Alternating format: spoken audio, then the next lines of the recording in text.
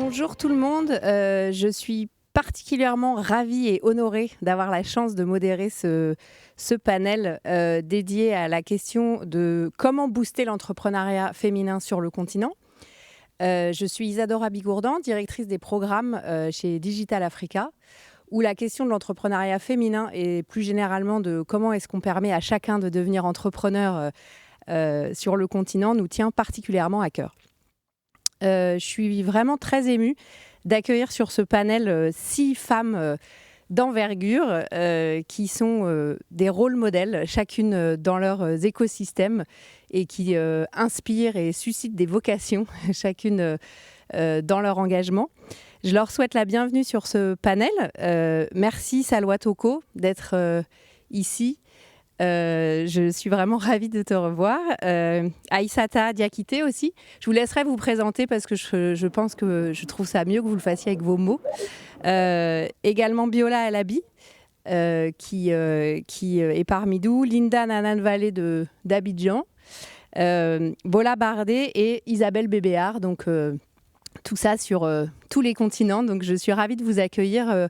On va passer les 40 prochaines minutes ensemble à discuter et à converser sur comment est-ce qu'on met en valeur et on permet l'accélération de l'entrepreneuriat féminin sur le continent. L'Afrique est véritablement le continent de l'entrepreneuriat puisque c'est le continent sur lequel les vocations entrepreneuriales se développent et 75%, les dernières études montrent que 75% des habitants du continent considèrent qu'être entrepreneur, c'est un facteur de succès, que c'est un engagement qui vaut le coup. Et les femmes sont particulièrement présentes sur ce sujet-là. Notamment parce que c'est l'Afrique est le continent sur lequel les femmes entreprennent le plus. Et il y a eu de vrais efforts sur le continent en matière d'accompagnement, d'autonomisation des femmes, d'accès des filles aussi à l'éducation et à la formation. Et pourtant, quelque chose qui nous trouble, qui me trouble, et je pense que ça trouble aussi beaucoup de gens, c'est de constater, notamment dans beaucoup de rapports, mais il y a un rapport récent de la Banque mondiale qui s'appelle « Les bénéfices de la parité », qui souligne en fait que les entreprises qui sont menées par des femmes ont du mal à atteindre le même niveau de performance que les entreprises menées par des hommes. Et ça, c'est quelque chose qui est très étonnant puisque finalement, il y a beaucoup de femmes qui entreprennent et pourtant, quand on regarde le déploiement des entreprises et la valeur qu'elles peuvent créer pour leurs écosystèmes, on constate que les femmes rencontrent plus de difficultés finalement à être dans cet entrepreneuriat de croissance. Donc, ce qu'on vous propose collectivement, et on est ravis de pouvoir vous entendre, c'est de voir un peu quelle est votre perception à vous et votre expérience finalement sur le continent. Et la première question que j'aimerais poser à Linda, ce que je vous propose, c'est chacune à votre première prise de parole de vous présenter rapidement en fait, de vous plier à l'exercice de l'élévateur pitch, puisque finalement on parle de start-up, donc appliquons-nous le principe, et de vous présenter rapidement et puis ensuite de partager avec nous vos retours d'expérience. La première chose qu'on voit, et on le voit notamment dans le niveau d'investissement qui est décrit dans le rapport Partech, c'est que malgré le Covid et malgré la difficulté, les femmes ont de plus en plus accès à des financements et que la perception qu'on a, c'est que sur le continent, l'entrepreneuriat féminin se porte plutôt bien.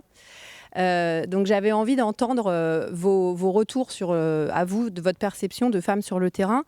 Linda, vous êtes très impliquée avec la fondation La Jeunesse Numérique, notamment en Côte d'Ivoire, mais ton expérience est bien plus vaste que ça et j'aurais voulu t'entendre sur le sujet. Est-ce que selon toi, l'entrepreneuriat féminin se porte bien sur le continent ? Merci Isadora. Bonjour à tout le monde, c'est un plaisir d'être avec vous aujourd'hui. Je me présente comme tu l'as demandé, je suis Linda Nananvale, je suis dans le domaine des technologies de l'information et de la communication, également enseignant-chercheur dans le domaine avec des travaux portant actuellement sur l'utilisation de la robotique et de l'IA dans la prise en charge des adolescents autistes. En parallèle de ça, donc, je m'occupe de la Fondation Jeunesse Numérique.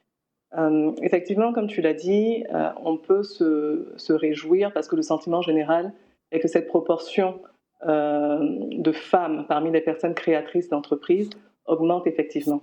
Nous n'avons pas eu accès récemment à des chiffres officiels relatifs à cette évolution au cours des dernières années, mais cependant, au niveau de la Fondation Jeunesse Numérique, on peut noter que dans la dernière cohorte, on a eu le plaisir d'avoir 11 femmes merveilleuses sur les 36 incubées, contre environ 10% dans la première cohorte, il y a de cela 3 ou 4 ans.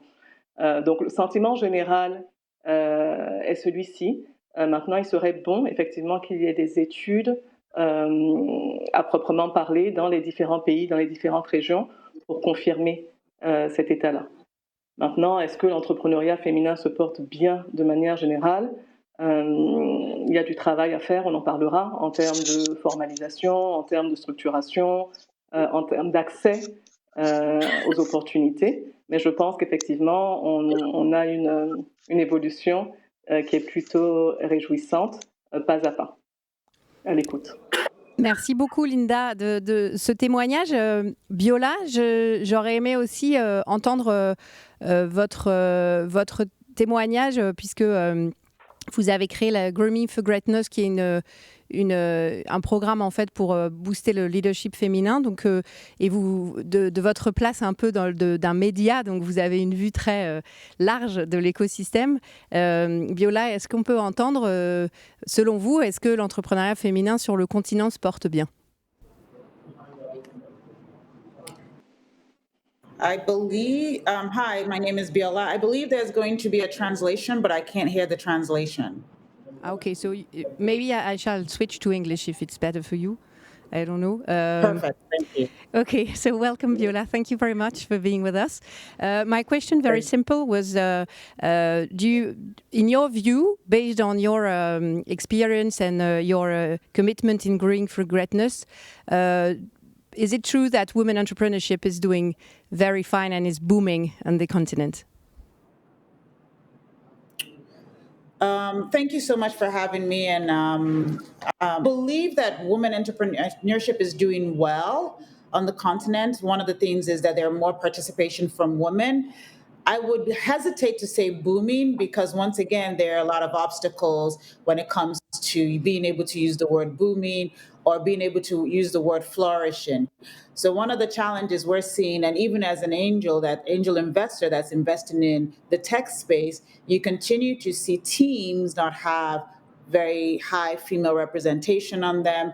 There are not a lot of female entrepreneurs in the tech space. And we all know that the future of technology and changing the continent is one of the key things that we need to get. So I think that one of the things we need to look at when it comes to female entrepreneurship is, first of all, how are we empowering women to make sure that they're asking for the right amount of money and finding the right investor, sure that there are more female investors that are actually invested in these companies so that they can grow and understand female and the challenges they're facing. So not only are you investing in these companies, you're also to meet them and also work with them and prepare for them for bigger rounds of investment.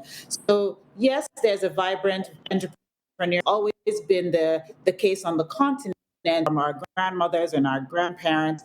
But what we do to do is change that narrative now and make sure female entrepreneurs are getting the right investment at the right time and at the right level, and they're leading the right companies, especially when it comes to most companies, but making sure that we also normalize those businesses. Thank you. Thank you so much, Biola. Thank you very much. Speaking about, je vais reparler français, pardon. Je reparle donc sur le sujet de l'investissement et Isabelle, j'aurais aimé, chez BPI, vous êtes très engagée sur le financement des entrepreneurs et notamment en Afrique. Et l'idée, c'était, quand on lit le dernier rapport Partech, on voit que on se réjouit de dire qu'en 2020, les femmes, le montant en fait des fonds levés par les femmes a augmenté de 14%. J'aurais aimé t'entendre de manière plus générale, même s'il faut se réjouir, est-ce que selon toi, l'entrepreneuriat féminin se porte bien sur le continent et est suffisamment financé? Merci. Alors peut-être juste rapidement, je rappelle ce qu'est BPI. Je vais faire mon pitch très vite. Donc c'est la banque d'investissement. Nous on finance essentiellement les entreprises françaises, de la start-up jusqu'au très grand groupe. Mais dès le début de la création de BPI France, on s'est beaucoup intéressé à l'Afrique parce qu'on pense que l'Afrique, la France et l'Europe doivent travailler ensemble. Voilà. Et donc, on a plusieurs outils en direction de l'Afrique. Des outils pour financer les entreprises françaises qui veulent se développer en Afrique. Donc, des outils de fonds propres, de prêt, on fait du crédit export. Par exemple, 80% de notre crédit export, c'est auprès d'entreprises publiques ou privées africaines. Et c'est ce que disait Isadora, on fait aussi du private equity, et donc là, on finance les entreprises africaines, on investit dans des fonds africains qui eux-mêmes investissent dans les entreprises africaines. Ça, c'est de la start-up, PME, ETI. Voilà, donc on est présent dans maintenant une quinzaine de fonds africains qui couvrent toute l'Afrique. Alors c'est vrai, j'ai vu et en particulier donc sur les startups, on a investi dans 2 fonds. On est chez Partech Africa, dont parlait Isadora, et on est aussi chez KT Afrique Invest. Et alors c'est vrai que les chiffres de l'étude publiée par Partech sont plutôt encourageants. 2020,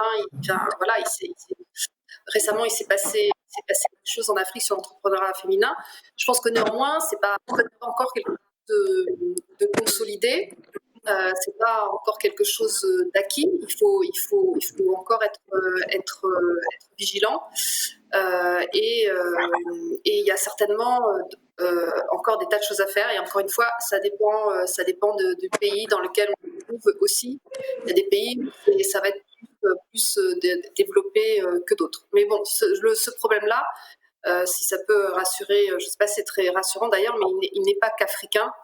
Il est aussi partout dans le monde et par exemple la France, peut-être je pourrais y revenir plus tard, est bien sûr concernée par cette problématique de la difficulté d'accès au financement des entreprises dirigées par des femmes. Voilà. Merci beaucoup Isabelle. On voit qu'il y a des raisons de se réjouir et en même temps, il est aussi urgent de rester très mobilisé sur le sujet de l'accompagnement. Et en fait, on a la chance de pouvoir... vous êtes toutes sur le terrain et Salwa, notamment, j'aurais bien aimé t'entendre sur... dans ton expérience de l'accompagnement justement des femmes vers l'entrepreneuriat et notamment numérique, quels sont les programmes en fait qui ont marché et quels seraient pour toi un peu les facteurs clés de succès, si j'ose dire? Quels sont les programmes qui fonctionnent et selon toi, qu'est-ce qui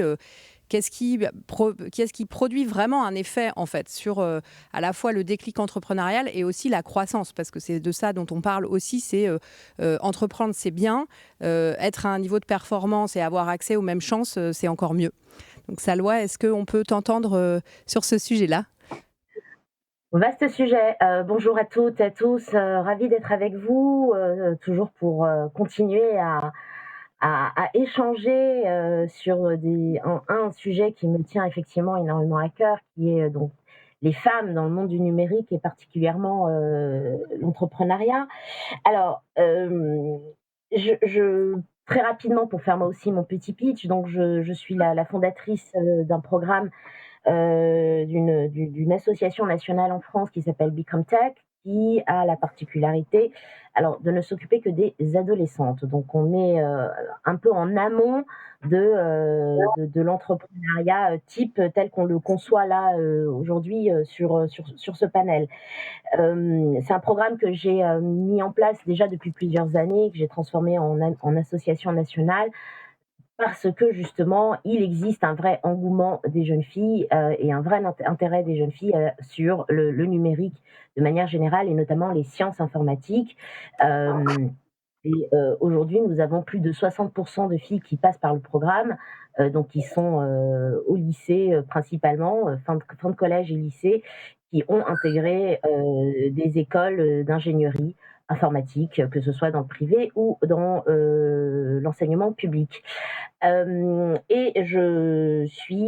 J'étais encore tout récemment la présidente du Conseil national du numérique en France et où j'ai eu à bien sûr travailler aussi sur pas mal de sujets, notamment les enjeux du numérique dans tous ces enjeux sociaux et économiques. Et bien sûr, la question de l'entrepreneuriat, et spécifiquement celle des femmes, a fait partie des sujets que nous avons travaillés. Sur la question pour en revenir en fait à la question, Isadora, que tu soulevais, en fait, il n'existe pas un programme magique. C'est un petit peu ça le problème. Il faut en fait mettre en place tout un, je dirais une toile en fait de programmes qui va permettre sur des chemins parallèles, mais qui doivent être propulsés en même temps, hem, la possibilité pour les femmes de mieux, s'emparer en fait de l'entrepreneuriat.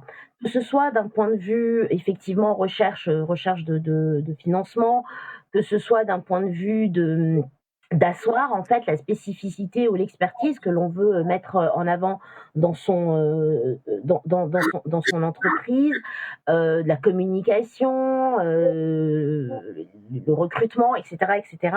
C'est tout un panel en fait d'accompagnement qui est nécessaire. Il n'y a pas un programme qui a la martingale à lui tout seul et qui arriverait à pouvoir débloquer d'une baguette magique soit la volonté d'entrepreneuriat ou créer ce fameux flourishing ou booming des femmes dans le monde entrepreneurial.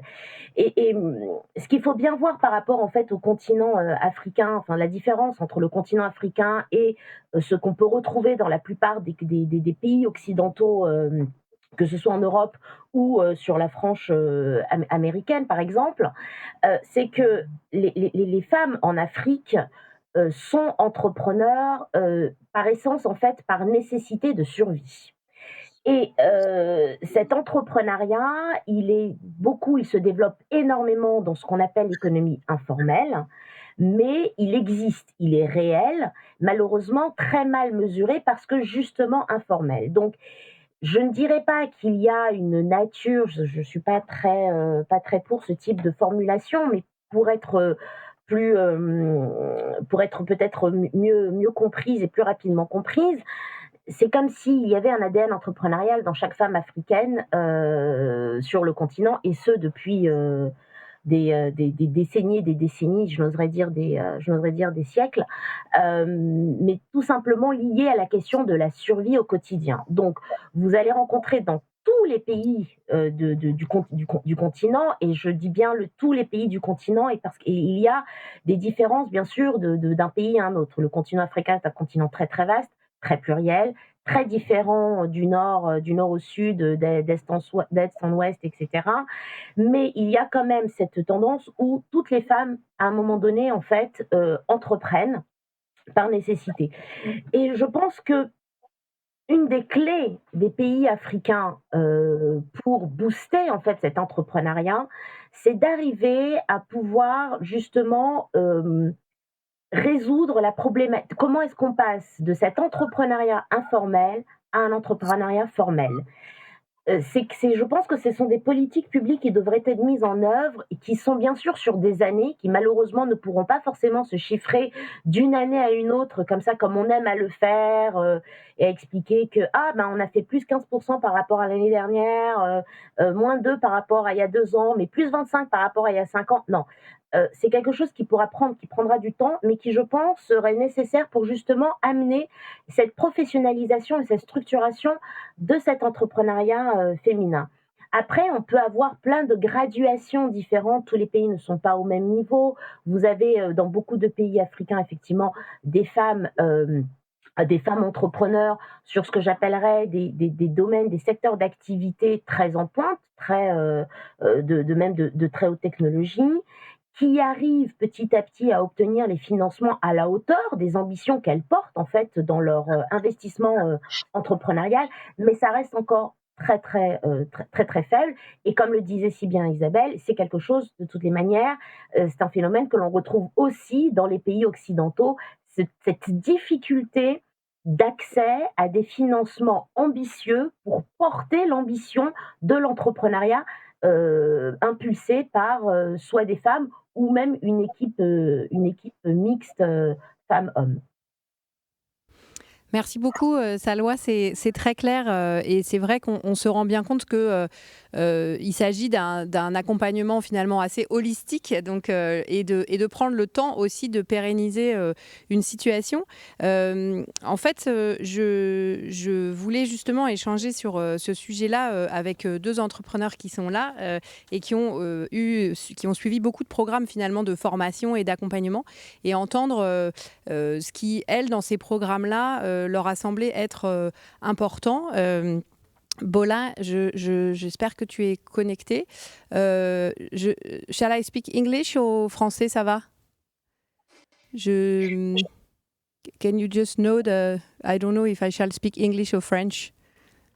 English? Okay. Thank you. So thank you, Bola. Welcome. I see in the screen that you don't move anymore, so I don't know if you're well connected or not. My question was very simple: as you've been following different training around entrepreneurships and different programs, I would be very interested in knowing what has been for you the key factor that helped you create your venture and succeed? Because you definitely you are leading a successful venture. So we very happy to be able to hear you on this topic. Can you hear me, Bola? I'm looking at. No. Okay, so Bola, if you hear me, I will just switch to Aissata and then I will come back to you when the technology has been settled. So, Aissata, bonjour, je suis ravie de te voir même à distance, ça me fait très plaisir de te voir. Je voulais, on en a déjà discuté ensemble, mais c'est vrai que la question de l'accompagnement et de ce qui, toi, en fait, t'a aidé vraiment, très concrètement, dans ton aventure entrepreneuriale, est-ce que tu pourrais nous raconter ce qui, toi, t'a aidé vraiment dans ton parcours entrepreneurial à être à la tête d'une entreprise qui cartonne, hein, j'ai envie de dire ça. Merci beaucoup. Bonjour. Moi aussi, je suis très ravie de te voir pour ce panel. Donc, rapidement, pour me présenter aussi, je suis Aissata Diakité. Donc, j'ai fondé une holding qui évolue dans l'agroalimentaire équitable. Et j'ai commencé l'aventure au Mali en 2015. Et cette année même, je vais fêter bientôt les 5 années d'industrie de l'entreprise. Donc, dans la holding, il y a la partie agro, dont on fait la valorisation de beaucoup de produits du Mali. On a une gamme de jus, des tisanes et de la confiture qu'on propose sur le marché malien et aussi sur le marché international. Donc, j'ai créé en 2018 une filiale aussi en France qui s'occupe uniquement de la distribution des produits et qui commence vraiment aussi à prendre de l'ampleur. Et dans la holding, il y a aussi 2 sociétés filles qui nous aident beaucoup. Et c'est aussi la difficulté. Les choses sont rares, on est obligé de développer une gymnastique astronomique pour faire d'autres missions, pour pouvoir financer l'entreprise. Donc, j'ai une société fille, donc Zaban Institut, qui fait de l'accompagnement et de la formation et gère beaucoup de PPP avec les institutions internationales sur la structuration des filières, l'autonomisation des femmes dans plusieurs régions au Mali. Donc aujourd'hui, on est présente dans quasiment toute la moitié du territoire, donc toutes les régions agricoles. Et il y a des zones où même l'État n'est pas là, on arrive à opérer et à tenir nos activités, et notamment en aval de la chaîne des valeurs. Et après, on a une autre société, donc Zaban Events, et qui organise tout le temps des événements, mais plutôt dans la culture, l'événementiel et tout. Et donc voilà. Et donc l'entreprise grossit bien cette année même. C'est vrai, il y a eu le Covid l'année dernière. On est toujours en crise, mais on arrive vraiment à se battre. Ne serait-ce qu'en début de cette semaine, on a envoyé plusieurs tonnes de matières premières sur le mine des Rungis pour plusieurs grossistes. C'est aussi la beauté magique de cette activité-là. Mais c'est difficile parce qu'au début, j'ai commencé très jeune. Je pense que même Isabelle, on s'est croisés plusieurs fois. Et j'étais une petite jeunette, donc 22 ans, et c'est assez difficile de lever des fonds. Et je dis des fois, c'est dommage, les investisseurs ont du mal à faire confiance aux femmes. Et moi, j'ai vu des hommes à financer avec juste un business plan, alors que moi, j'ai une activité et j'ai eu beaucoup de mal et encore du mal à faire mes levées de fonds. Il faut beaucoup de batailles et je trouve cela tellement dommage.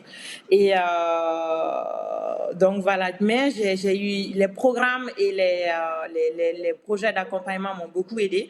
D'ailleurs, j'ai été lauréate d'un premier programme entrepreneur en Afrique qui était piloté par le ministère des Affaires étrangères français et Campus France et qui a beaucoup inspiré aussi et même mis l'idée de la mise en place de Meet Africa, dont Meet Africa 2 vient d'être lancé. Donc, j'ai fait ce programme-là qui m'a beaucoup appuyé, donc un accompagnement technique et managérial. J'ai eu aussi un prêt d'honneur et que j'ai couplé avec beaucoup de mes économies pour pouvoir contracter un premier crédit auprès des banques locales et mettre en place une équation financière avec des structures de garantie et des crédits que j'ai remboursés difficilement parce que les taux sont élevés, mais il y a beaucoup de potentiel sur le marché et même si c'était une période assez difficile, on va dire c'est une expérience qu'on a vécue et ça fait que aujourd'hui, j'ose plus aller vers les banques pour aller chercher des capitaux, mais notre bénéfice et les chiffres d'affaires qu'on arrive à générer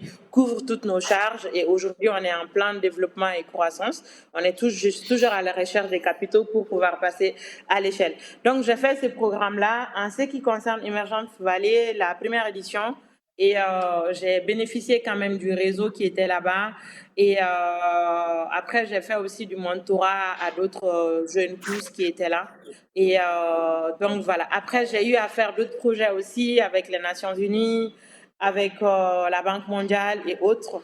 Et, mais techniquement, les programmes, c'est très bien. Souvent, c'est assez difficile pour les entreprises, les entrepreneurs de se positionner.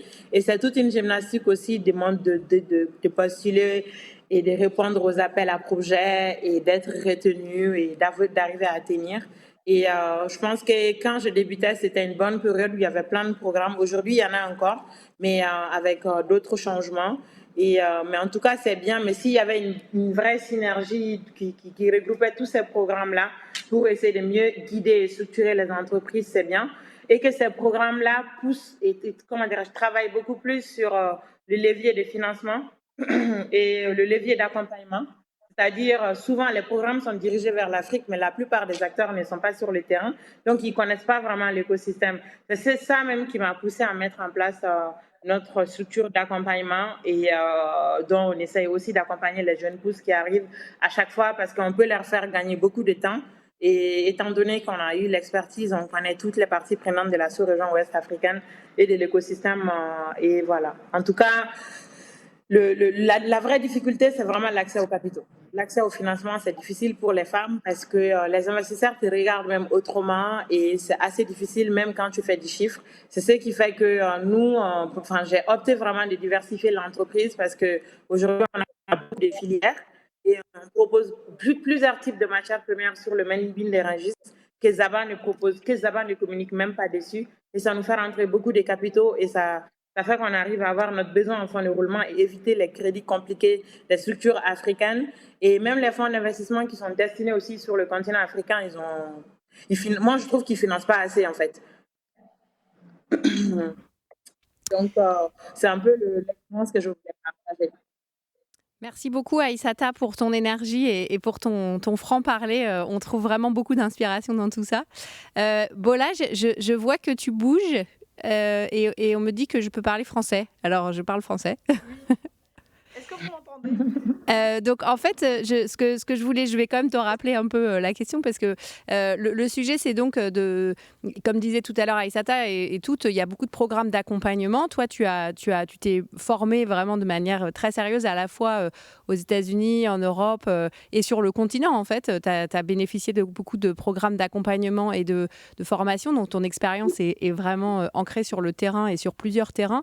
Et si tu devais expliquer un peu ce qui t'a accompagné en fait et ce qui continue à t'accompagner dans cette croissance-là en termes de programme, qu'est-ce que tu pourrais nous raconter sur son expérience personnelle? Est-ce que vous m'entendez?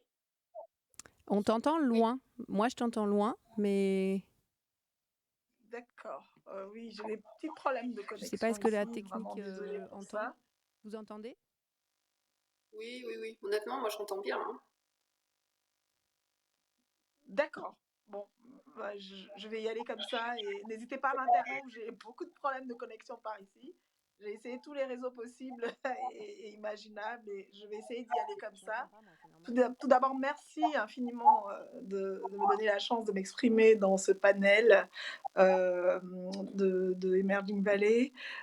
Donc, je suis Bella Bardet. J'ai créé une entreprise en 2019 qui s'appelle Soussou. Soussou est une entreprise qui est active dans le domaine de la santé en Afrique. C'est une entreprise que j'ai créée suite à une histoire un peu triste, personnelle que j'ai connue dans ma famille. Hein. Je suis d'origine béninoise, je suis de la diaspora béninoise, d'origine béninoise vivant en Europe depuis plus de la moitié de ma vie, et j'ai perdu un proche en 2017. Et c'est comme ça que l'idée de Soussou est arrivée en fait, et ça un, un service qu'on a souhaité créer afin d'affecter de manière effective la manne financière que représente l'argent de la diaspora aux soins de leurs proches qui sont basés en Afrique. On s'est rendu compte en fait que cette manne financière était une manne financière qui était assez importante. Hein. C'est des centaines de milliards de dollars qui sont envoyés tous les ans par la diaspora à leurs proches. Et c'est un montant qui est destiné à financer différents types de frais, voilà, la santé, l'éducation, le logement, les frais de bouche et l'alimentation également. Et on s'est rendu compte qu'en tout cas, concernant la santé, il y avait beaucoup d'inefficience parce que l'argent qui était envoyé par la diaspora, en fait, ne servait pas effectivement à améliorer la santé des proches qui recevaient l'argent pour plusieurs raisons. Parce que les gens n'avaient pas accès à des professionnels de santé de qualité localement, parce qu'ils pouvaient être, on va dire, exposés à des médicaments contrefaits, parce que également on a un problème de taux de pénétration de l'assurance qui est très très très faible en Afrique subsaharienne. On est autour des 1%, même moins dans certains pays, ce qui fait que les gens n'ont pas accès à l'assurance et qu'ils doivent payer la santé de leur propre poche et que du coup ils attendent la dernière minute pour aller se faire soigner, etc., etc. On s'est rendu compte également que les maladies chroniques étaient complètement en train d'exploser. Enfin, on va dire un peu dans l'ignorance totale, parce que l'attention est mise, internationale en tout cas, est mise sur les maladies transmissibles telles que le VIH, telles que, je ne sais pas, le paludisme par exemple. Et du coup, on s'est dit, bah, il y a quelque chose à faire à ce niveau-là, pour, en tout cas, de manière plus effective, permettre à cet effet le levier que représente l'argent de la diaspora, d'effectivement améliorer la santé des familles. Donc c'est pour ça qu'on a créé Soussou. Et Soussou se présente donc comme un abonnement auquel la diaspora peut souscrire donc depuis Internet hein, en ligne pour le compte de un ou plusieurs proches basés dans leur pays d'origine. Donc cela donne accès aux proches à différents types de services. Déjà l'assurance, donc ils ont accès à une couverture, un moyen de paiement pour les frais de santé. Ils ont accès également à un réseau de santé. Ils ont également accès à de l'assistance. Donc on s'est dit, pour nous, c'était important de financer à travers l'assurance. Mais ce qui était encore plus important pour nous, c'est d'accompagner le service, le parcours de soins. Donc on va proposer des services tels qu'un call center, tels que voilà, la prise de rendez-vous, tels que l'orientation médicale. Tout ça va permettre en fait de s'assurer que non seulement les soins sont financés, mais en plus les personnes bénéficient d'un accompagnement adéquat concernant leur santé. Qu'elles sont accompagnées, qu'elles ont de quoi répondre à leurs questions, leurs inquiétudes, qu'elles reçoivent un infirmier à domicile si elles ont des problèmes, qu'il y a un infirmier qui les appelle régulièrement pour faire des appels de courtoisie, ce genre de choses en fait qu'on a mis en place. Merci. Bon, évidemment, il y a aussi un aspect digital qui est extrêmement fort, qui permet d'un côté de gérer toute la logistique autour de cet accompagnement du parcours de santé, mais également de gérer, de proposer aux bénéficiaires l'accès à de l'e-santé. C'est des choses qu'on est en train de mettre en place, la télémédecine, les appareils connectés qui permettent de collecter régulièrement les datas médicales des personnes et de s'assurer de monitorer un peu leur santé. Donc voilà un peu ce qu'on propose. En ce qui concerne... Voilà. Allô ? Oui, merci Paula. Est-ce que tu peux, parce qu'en fait le temps court, est-ce que c'est possible de partager D'accord. avec nous sur très rapidement et peut-être comme ça tu pourras enchaîner, faire le lien aussi avec la dernière partie de notre entretien qui est malheureusement très court, trop court évidemment, Mhm. sur en fait dans les différents programmes, qu'est-ce qui t'a vraiment aidé et qu'est-ce qui t'a manqué finalement, puisque c'est là-dessus qu'on va terminer, c'est un peu la wish list sur ce qui vous paraîtrait essentiel dans un programme aujourd'hui pour pérenniser l'entrepreneuriat. Donc peut-être assez rapidement, qu'est-ce que tu as trouvé qualitatif dans les programmes que tu as suivis et qu'est-ce qui t'a manqué et que tu souhaiterais qu'on puisse proposer maintenant aux femmes qui se lancent et qui développent leur entreprise sur le continent? Merci. Ouais, il y a beaucoup de choses qui ont été dites, donc je ne vais pas faire de redites. Effectivement, comme Salwa, j'ai beaucoup aimé voilà, beaucoup de choses dans l'intervention de Salwa, qui est béninoise comme moi, et qui a soulevé le fait que les femmes africaines, effectivement, sont par essence entrepreneurs. Donc moi, j'ai vécu dans une famille d'entrepreneurs, dans un peuple d'entrepreneurs, en fait, où les femmes sont très actives, où effectivement, par essence, par besoin, par instinct de survie, pour nourrir leur famille, tout simplement, ont besoin de se lever et de trouver une façon de gagner de l'argent. Je ne pourrais pas dire que personnellement, en tant que femme, quelque chose m'a manqué à moi. Je dirais, bah voilà, je suis un entrepreneur, on se débrouille avec ce qu'on a, on fait avec ce qu'on a, et je m'estime plutôt chanceuse, en fait, aujourd'hui, d'être à mon niveau une femme entrepreneuse dans ces années-là, parce qu'on a beaucoup de choses qui sont mises au service des femmes. On a des programmes qui se créent spécifiquement dédiés aux femmes pour accompagner les femmes entrepreneurs.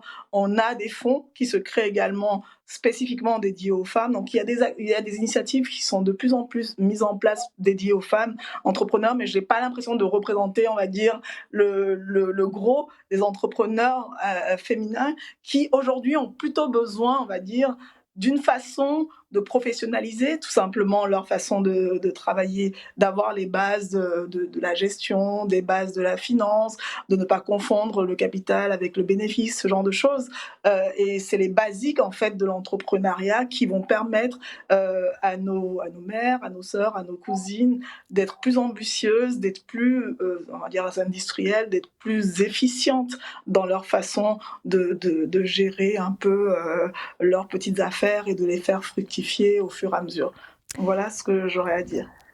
Merci beaucoup, Bola. Linda, est-ce que tu partages aussi ce diagnostic sur finalement, il y a déjà beaucoup de choses qui existent et si on devait développer autre chose, ce serait peut-être un accès à une formation, à des compétences plus techniques, plus entrepreneuriales, ou est-ce que selon toi, il y a autre chose, un autre ingrédient magique qu'il faudrait développer dans les programmes ?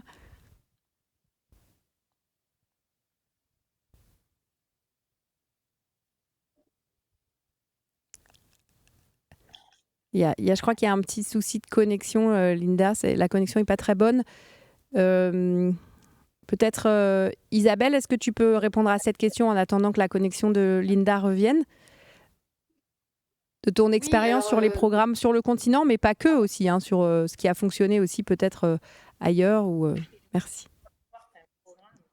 en fait, moi, je suis convaincue effectivement que l'accompagnement est complètement primordial et que il y a la partie financement, c'est sûr, c'est important, mais le financement sans l'accompagnement, c'est pas voilà, c'est pas quelque chose qui est suffisamment efficace. Et en particulier pour la création d'entreprises, parce que comme ce qui vient d'être dit, d'ailleurs les hommes comme les femmes, ils ont besoin d'apprendre les bases de cette formation. Donc, alors, nous, en Afrique, on n'a pas mis en place de formation pour les entreprises africaines. Par contre, ce qu'on vient de créer, c'est un accélérateur pour des PME françaises qui veulent se développer en Afrique. Et ça, le principe, c'est on prend un patron de PME, c'est des promos de 30, et pendant 2 ans, on les accompagne. On les réunit d'abord pour qu'ils puissent se connaître, échanger entre eux, extrêmement important, et on les accompagne en les coachant, en leur fournissant du conseil, en les formant, en leur faisant partager nos réseaux pour qu'ils aillent plus vite et mieux se développer en Afrique. Et ça, on a développé des dizaines d'accélérateurs en France sur plein de thématiques. C'est notre premier accélérateur africain.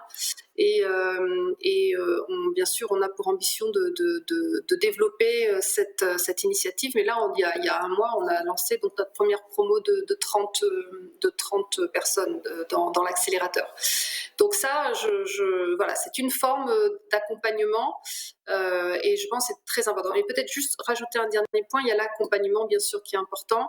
Je pense qu'il y a aussi, alors moi je parle en tant qu'investisseur, il y a l'industrie financière qui doit tendre vers la féminisation, et à la fois la féminisation dans ses propres équipes et la féminisation des entreprises dans lesquelles elles investissent. Il y a une initiative en France qui est intéressante, qui a été, c'est une charte qui a été écrite par Sista, qui est un collectif d'entrepreneurs féminins qui fait du plaidoyer, et puis aussi le Conseil national du numérique, et qui donne des guidelines pour aider l'investissement, les fonds d'investissement à justement s'améliorer dans toutes les questions de genre. Et ça, nous, en tant qu'investisseurs, BPI France, bien sûr, on est adhérent à cette charte, et on est vigilant maintenant aussi sur quand on investit dans un fonds d'investissement, ou quand on investit dans une entreprise, pour respecter les objectifs de cette charte. Je ne vais pas plus loin parce qu'il n'y a pas beaucoup de temps, je vais laisser mes collègues panélistes s'exprimer, mais c'est une charte qui est assez intéressante. Merci beaucoup Isabelle d'avoir partagé ça avec nous. Effectivement, il ne nous reste pas beaucoup de temps, donc comme j'aimerais entendre rapidement chacune, celles qui n'ont pas encore repris la parole, Linda, est-ce que tu m'entends? Juste pour partager vite, assez rapidement avec nous, quel est selon toi un peu l'ingrédient magique pour permettre aux femmes de créer et surtout de développer leur entreprise?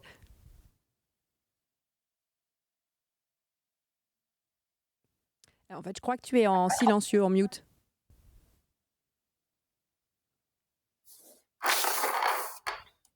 Non, on n'entend pas, je crois.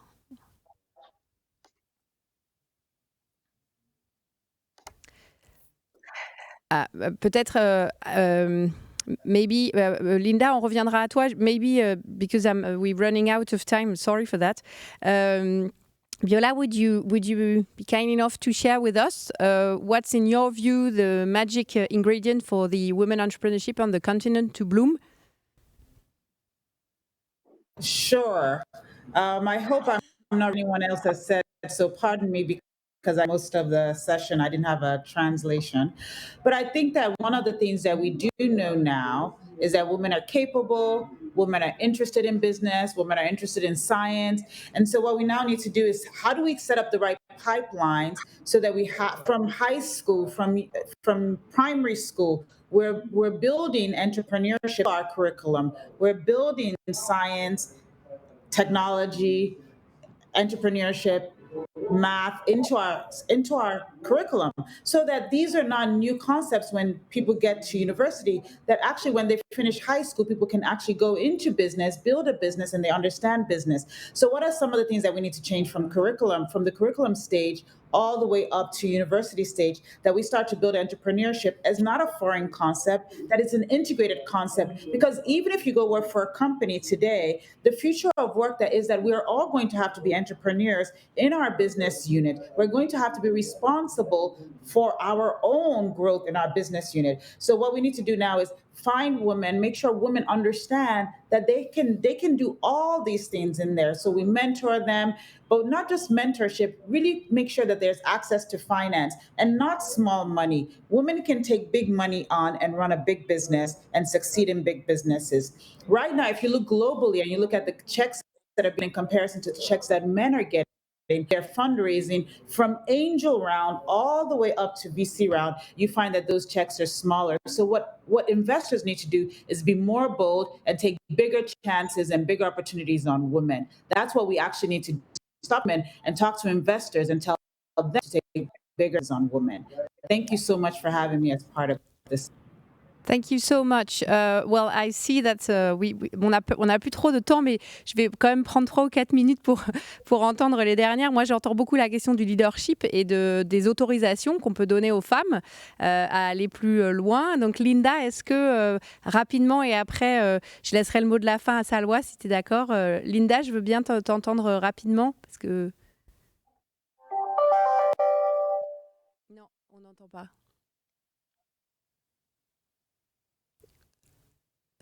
Non, malheureusement, on n'entend pas. Tout à l'heure, on entendait, mais là, on n'entend pas.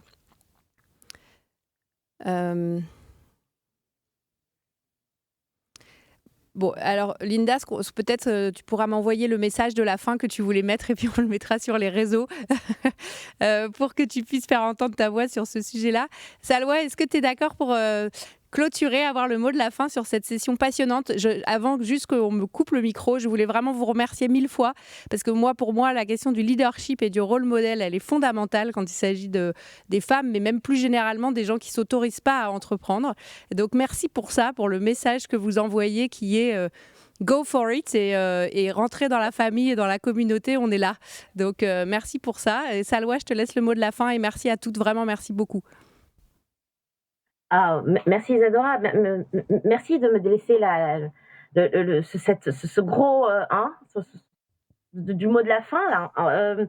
Je pense en fait effectivement, on a toutes abordé un petit peu effectivement selon nos angles et selon nos expériences aussi personnelles cette question de l'entrepreneuriat, mais je rejoins complètement beaucoup des messages qui ont été dits et je pense que fondamentalement, en fait, il y a vraiment 2 axes sur lesquels on devrait porter encore plus d'efforts pour pouvoir se réjouir dans quelques années de enfin mettre en avant un entrepreneuriat féminin valorisé à sa juste valeur.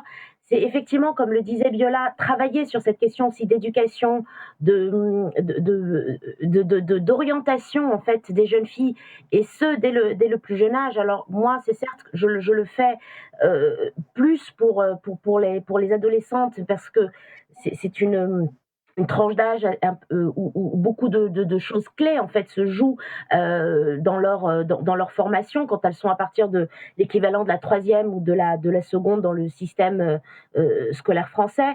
Mais rien ne nous empêche effectivement de travailler aussi un peu plus en amont pour aussi justement débarrasser en fait les jeunes filles de tous les stéréotypes, les préjugés qui les empêchent de pouvoir exprimer leur plein potentiel, que ce soit dans l'entrepreneuriat ou même dans le premier des entrepreneuriats qui est celui d'entreprendre sa vie, en fait.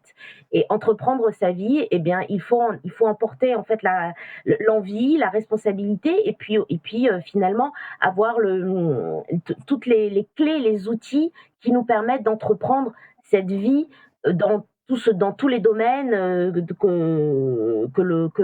l'on souhaite et qui ne soient pas forcément biaisés par d'autres par des gens ou par la société. Et en 2, pour pouvoir permettre à cet entrepreneuriat personnel de s'exprimer, effectivement, il faut que l'on travaille de manière beaucoup plus importante ce duo accompagnement et accès au financement. Parce que comme le disait si bien Isabelle, oui, on peut travailler le financement, on peut encore faire beaucoup plus d'efforts de toutes les manières sur la question du financement pour les femmes, mais si on n'est pas en capacité en même temps d'amener en fait ce pluri-accompagnement dont je parlais en début de panel, on n'est pas sûr en fait, et ce quel que soit en fait l'entrepreneur, qu'il soit masculin ou qu'il soit féminin, on n'est pas sûr que cet investissement soit véritablement porteur de quelque chose, même si, et j'insiste là-dessus, même si l'entreprise elle-même est un échec. Un échec, ce n'est pas grave. Passer par des échecs quand on entreprend, au contraire, c'est une manière d'apprendre encore plus et d'affirmer encore plus finalement son leadership dans cette entreprise et dans cette perception en fait aussi que l'on peut avoir de l'entrepreneuriat.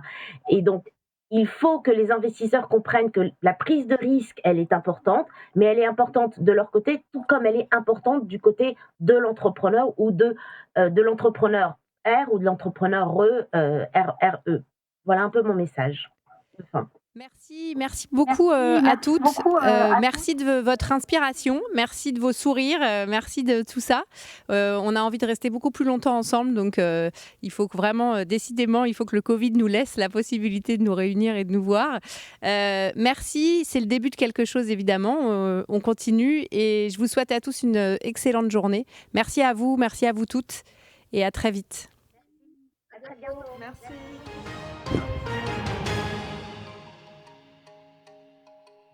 Voilà, il faut qu'on se parle.